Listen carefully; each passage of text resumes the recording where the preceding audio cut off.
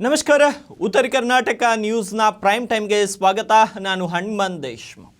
ಉತ್ತರ ಕರ್ನಾಟಕದಲ್ಲಿ ವಿಶೇಷವಾಗಿ ಕಲ್ಯಾಣ ಕರ್ನಾಟಕದ ಭಾಗ ಏನೋ ಇನ್ನುಳಿದಂಥ ಭಾಗಗಳಿಗೆ ಹೋಲಿಸಿದರೆ ಬಹಳಷ್ಟು ಹಿಂದುಳಿದಂಥ ಭಾಗ.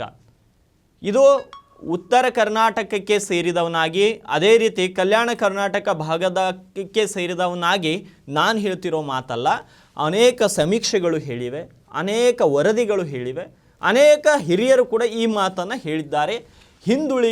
ಈ ಪ್ರದೇಶ ಹಿಂದುಳಿದಿದೆ ಅಂತ. ಆದರೆ ಇಂದಿಗೂ ಕೂಡ ಆ ಪ್ರದೇಶ ಹಿಂದುಳಿದಿದೆ. ಯಾಕೆಂದರೆ ಶೈಕ್ಷಣಿಕವಾಗಿ ನಮಗೆಷ್ಟೇ ಬಜೆಟ್ನ ಕೊಟ್ಟರೂ ಕೂಡ ರಾಜ್ಯ ಸರ್ಕಾರ ಅದನ್ನು ಸರಿಯಾಗಿ ಬಳಸಲಿಕ್ಕಾಗ್ತಾ ಇಲ್ಲ, ಸರಿಯಾಗಿ ಸಮಯಕ್ಕೆ ತಕ್ಕ ಹಾಗೆ ಅನುದಾನ ನಮಗೆ ಸಿಗ್ತಾ ಇಲ್ಲ. ಹಾಗಾಗಿ ನೂರಾರು ಕಾರಣಗಳಿಂದ ಶೈಕ್ಷಣಿಕವಾಗಿ ಇನ್ನೂ ಕೂಡ ಹಿಂದುಳಿತಿದೆ. ಇದರಲ್ಲಿಯೂ ವಿಶೇಷ ಅಂದರೆ ಗುಲ್ಬರ್ಗಾ ವಿಶ್ವವಿದ್ಯಾಲಯದ ಒಂದು ವಿಷಯ. ಗುಲ್ಬರ್ಗಾ ವಿಶ್ವವಿದ್ಯಾಲಯದಲ್ಲಿ 200ಕ್ಕೂ ಅಧಿಕ ಬೋಧಕೇತರ ಸಿಬ್ಬಂದಿಗಳು ಇರಬೇಕಾಗಿತ್ತು. ಅಲ್ಲಿ ಕೇವಲ 39 ಜನರು ಮಾತ್ರ ಇದ್ದಾರೆ. ಒಬ್ಬರು ಯಾವುದೇ ಒಂದು ಯೂನಿವರ್ಸಿಟಿಯಲ್ಲಿ ಒಬ್ಬರು ಪ್ರಾಧ್ಯಾಪಕರು, ಒಬ್ಬರು ಸಹಾಯಕ ಪ್ರಾಧ್ಯಾಪಕರು ಹೀಗೆಲ್ಲ ಇರ್ತಾರೆ.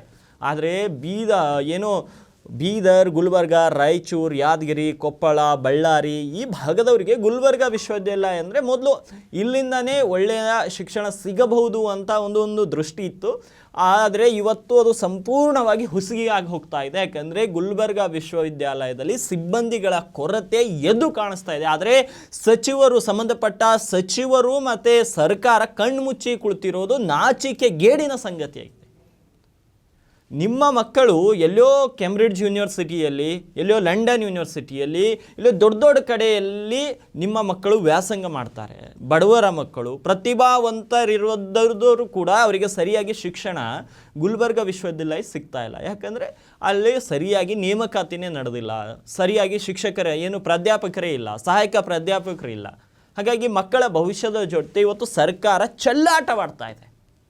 ಇವತ್ತು ಯಾವುದೇ ಒಬ್ಬ ಸಚಿವನ ಮಗ ಕೂಡ ಗುಲ್ಬರ್ಗಾ ವಿಶ್ವವಿದ್ಯಾಲಯದಲ್ಲಿ ವ್ಯಾಸಂಗ ಮಾಡ್ತಾ ಇಲ್ಲ.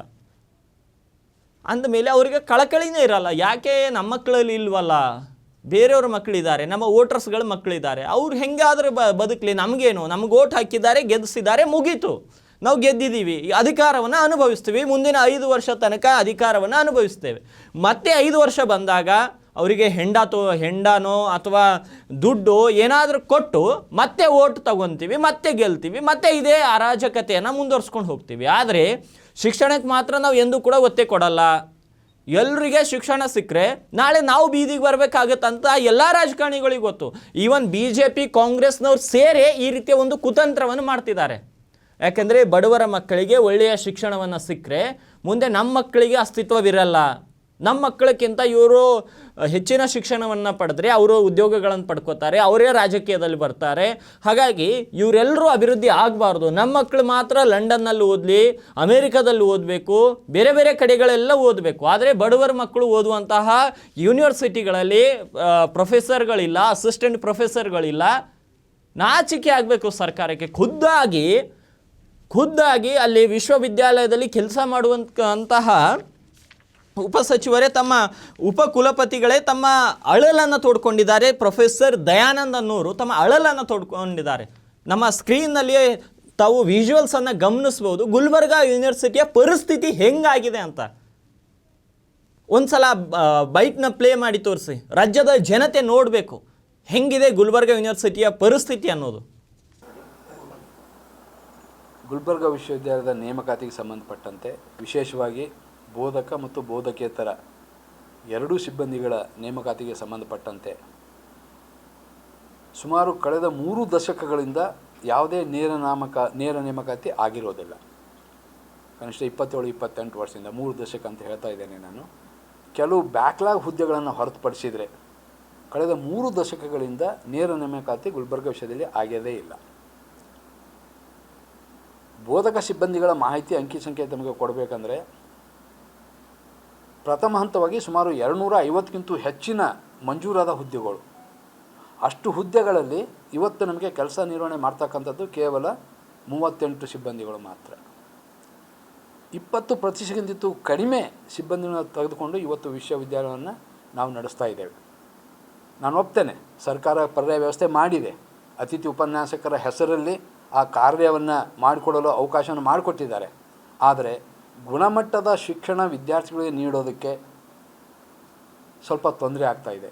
ಇದರ ಜೊತೆಗೆ ವಿಶೇಷವಾಗಿ ಸಂಶೋಧನಾ ಚಟುವಟಿಕೆಗಳು ಪೂರ್ತಿ ಕುಂಠಿತಗೊಳ್ತವೆ.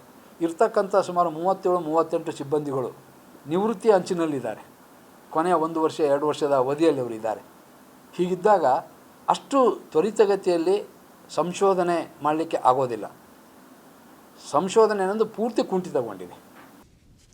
ಎಸ್, ಇದಕ್ಕೆ ಸಂಬಂಧಪಟ್ಟ ಹಾಗೆ ಇನ್ನು ಸಚಿವರು ಕೂಡ ರಿಯಾಕ್ಟನ್ನು ಮಾಡಿದ್ದಾರೆ. ಈಗಾಗಲೇ CM ಸಿದ್ದರಾಮಯ್ಯನವರು ಒಪ್ಪಿಗೆಯನ್ನು ಸೂಚಿಸಿದ್ದಾರೆ. ಮತ್ತು ರಾಯಚೂರಿನಲ್ಲಿಯೂ ಕೂಡ ರಾಯಚೂರು ಯೂನಿವರ್ಸಿಟಿಯಲ್ಲಿ ಹಂತ ಹಂತವಾಗಿ ಅಲ್ಲಿ ಏನು ನೇಮಕಾತಿ ಪ್ರಕ್ರಿಯೆ ನಡೀತಾ ಇದೆ, ಗುಲ್ಬರ್ಗದಲ್ಲಿಯೂ ನಡೆಯುತ್ತೆ ಅಂತ.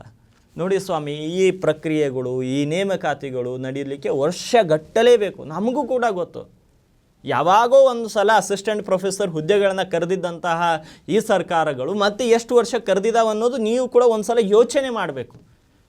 ಮಕ್ಕಳಿಗೆ 1 ವರ್ಷ ಶೈಕ್ಷಣಿಕವಾಗಿ 1 ವರ್ಷ ಸರಿಯಾಗಿ ಶಿಕ್ಷಣ ಸಿಗಲಿಲ್ಲ ಅಂದರೆ ಮುಂದಿನ 10 ವರ್ಷಗಳ ತನಕ ಆ ಮಗು ಶೈಕ್ಷಣಿಕವಾಗಿ ಮತ್ತಷ್ಟು ಹಿಂದುಳಿಯುತ್ತೆ. ಅದನ್ನು ರಾಜ್ಯದಲ್ಲಿರುವಂಥ ಸರ್ಕಾರಗಳು ಗಮನ ಹರಿಸಬೇಕು. BJP ಅವರನ್ನು ಕೆಳಗಿಳಿಸಿ ಕಾಂಗ್ರೆಸ್ನವರಿಗೆ ಅಧಿಕಾರ ಕೊಟ್ಟಿದ್ದು ಜನರು ಏನಕ್ಕೆ? ಬಡವರ ಕೆಲಸ ಮಾಡಲಿಕ್ಕೆ, ಒಳ್ಳೆಯ ಶಿಕ್ಷಣ ಕೊಡಲಿಕ್ಕೆ. ಆದರೆ ಇವತ್ತು ನೀವು ಮಾಡ್ತಿರೋದೇನು? ಅವರ ಚಾಳಿ ಹಿಡಿದಿದ್ದು ನೀವು ಕೂಡ. ಜನರು ನಿಮ್ಮನ್ನು ಗೆಲ್ಲಿಸಿದ್ದು, ಈ ರೀತಿಯ ದೊಡ್ಡ ದೊಡ್ಡ ಸಚಿವಗಿರಿಯನ್ನು ಕೊಟ್ಟಿದ್ದು ಜನರ ಮಕ್ಕಳಿಗೆ ಹೆಲ್ಪ್ ಆಗಲಿ, ನಿಮ್ಮ ವೋಟರ್ಸ್ಗಳ ಮಕ್ಕಳಿಗೆ ಹೆಲ್ಪ್ ಆಗಲಿ, ಒಳ್ಳೆಯ ಶಿಕ್ಷಣ ಸಿಗಲಿ ಅನ್ನೋ ಕಾರಣಕ್ಕೆ. ಆದರೆ ನೀವು ಮಾತ್ರ ಐಷಾರಾಮಿ ಕಾರುಗಳಲ್ಲಿ ತಿರುಗಿ ನಿಮ್ಮ ಮಕ್ಕಳನ್ನು ಬೇರೆ ಬೇರೆ ದೇಶಗಳಲ್ಲಿ ವ್ಯಾಸಂಗಕ್ಕೆ ಕಳಿಸಿ, ಬಡವರ ಮಕ್ಕಳಿರುವಂಥ ಗುಲ್ಬರ್ಗ ಯೂನಿವರ್ಸಿಟಿಯಲ್ಲಿ ಸರಿಯಾದ ಪ್ರೊಫೆಸರ್ಗಳು ಇಲ್ಲದ ಕಾರಣ ಆ ಮಕ್ಕಳ ಶೈಕ್ಷಣಿಕವಾಗಿ ಅವರು ಎಷ್ಟು ಹಿಂದುಳಿತಿದ್ದಾರೆ. ಒಂದು ಸಲ ರಾಜ್ಯದ ಸಚಿವರು ಯೋಚನೆ ಮಾಡಬೇಕು. ಸಿದ್ದರಾಮಯ್ಯನವರೇ ಬರೀ ರಾಜಕಾರಣ, ದೆಹಲಿಗೆ ಹೋಗೋದು, CM ಸ್ಥಾನ ಕಾಯ್ದಿಟ್ಕೊಳ್ಳೋದು ರಾಜಕಾರಣ ಅಲ್ಲ. ಬಡವರ ಪರವಾಗಿ ಕೆಲಸ ಮಾಡೋದೇ ಒಂದು ರಾಜಕಾರಣ. ಬರೀ ಮಾತೆತ್ತಿದ್ರೆ ಬಡವರ ಪರವಾಗಿದ್ದೀವಿ, ಗ್ಯಾರಂಟಿಗಳನ್ನ ಮಾಡಿದ್ದೀರಿ. ಮೊದಲು ಶಿಕ್ಷಣಕ್ಕೆ ಗ್ಯಾರಂಟಿ ಕೊಡಿ. ಶಿಕ್ಷಣ ಸರಿಯಾಗಿದ್ದರೆ ಇಂಥ 100 ಗ್ಯಾರಂಟಿಗಳನ್ನು ಕೊಡ್ಬೋದು ಸಿದ್ದರಾಮಯ್ಯನವರೇ. ನೀವು ನಿರುದ್ಯೋಗಿಗಳಿಗೆ ಭತ್ಯೆ ಕೊಡ್ತೀವಿ ಅಂತ ಹೇಳಿದ್ರಿ. ನಿರುದ್ಯೋಗಿಗಳಿಗೆ ಭತ್ಯೆ ಕೊಡೋ ಅವಶ್ಯಕತೆ ಇಲ್ಲ. ಅವರು ನಿರುದ್ಯೋಗಿಗಳು ಆಗದ ರೀತಿಯಲ್ಲಿ ನೋಡಿಕೊಳ್ಳೋದು ನಿಮ್ಮ ಜವಾಬ್ದಾರಿ. ನಿರುದ್ಯೋಗಿಗಳಿಗೆ ಕೊಡೋ 3,000ದಲ್ಲಿ ಅವ್ರ ಮನೆ ನಡೆಯುತ್ತಾ? ನಿಮಗೆ 3,000 ರೂಪಾಯಿಯಲ್ಲಿ ನಿಮ್ಮ ಮನೆ ನಡೆಯುತ್ತಾ ಸಿದ್ದರಾಮಯ್ಯನವರೇ? ನಿರುದ್ಯೋಗಿಗಳಿಗೆ ಡಿಪ್ಲೊಮಾ ಮತ್ತು ಪದವೀಧರರಿಗೆ ಏನೋ 3,000-5,000 ಏನೋ ಕೊಡ್ತೀನಿ ಅಂತ ಹೇಳಿದಿರಿ. 3,000-5,000ದೊಳಗೆ ಯಾರ ಮನೆ ನಡೆಯುತ್ತೆ ಸಿದ್ದರಾಮಯ್ಯನವರೇ?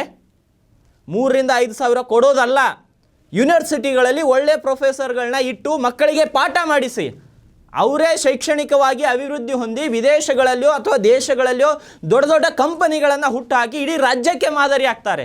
ಮೊದಲು ಅದಕ್ಕೆ ಗ್ಯಾರಂಟಿ ಕೊಡಿ. ಶೈಕ್ಷಣಿಕವಾಗಿ ಇಂತಿಷ್ಟು ಹಣವನ್ನು ಖರ್ಚು ಮಾಡ್ತೀನಿ, ಅದಕ್ಕೆ ಗ್ಯಾರಂಟಿ ಕೊಡಿ. 2,000 ಕೊಟ್ಟರು, 3,000 ಕೊಟ್ಟರು. 3,000, 2,000ರಲ್ಲಿ ಯಾರ್ದಾದ್ರೂ ಜೀವನ ಬದಲಾಯ್ತಾ 1 ವರ್ಷದಲ್ಲಿ? ಸಿದ್ದರಾಮಯ್ಯನವರೇ ಶೈಕ್ಷಣಿಕವಾಗಿ ಯೋಚನೆ ಮಾಡಬೇಕು. ವಿಶೇಷವಾಗಿ ಕಲ್ಯಾಣ ಕರ್ನಾಟಕ ಭಾಗಕ್ಕೆ ತಾವು ಒತ್ತು ಕೊಡಬೇಕು. ಏಕೆಂದರೆ ಈ ಭಾಗದ ಜನ ನಿಮ್ಮನ್ನು ನಂಬಿಕೊಂಡು ಗೆಲ್ಲಿಸಿದ್ದಾರೆ. ಈ ಭಾಗದಲ್ಲಿ ನೀವು ನಿಮ್ಮ ಭಾಗದ ನೀವೇನು ಮೈಸೂರು ಭಾಗದಲ್ಲಿ ಇದ್ದೀರಲ್ಲ, ಅಲ್ಲಿಗಿಂತಲೂ ಹೆಚ್ಚಿಗೆ ವಿಶ್ವಾಸವನ್ನು ಈ ಭಾಗದ ಜನರು ನಿಮ್ಮ ಮೇಲೆ ಇಟ್ಟಿದ್ದಾರೆ. ಅವರ ವಿಶ್ವಾಸವನ್ನು ನೀವು ಕಳೆದುಕೊಳ್ಬಾರ್ದು.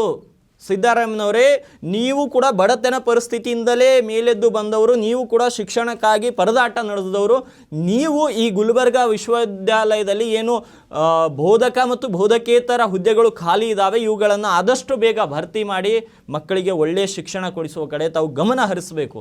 ನಿಮ್ಮ ಉತ್ತರ ಕರ್ನಾಟಕ ನ್ಯೂಸ್ ಕೂಡ ಇದೇ ಬಯಸುತ್ತೆ. ರಾಜಕಾರಣಿಗಳು ರಾಜಕಾರಣ ಮಾಡಿ, ಆದರೆ ರಾಜ್ಯದ ಜನತೆ ಅಭಿವೃದ್ಧಿಯ ಪರವಾಗಿ ರಾಜಕಾರಣ ಮಾಡಿ ಅನ್ನೋದೇ ನಮ್ಮ ಉದ್ದೇಶ.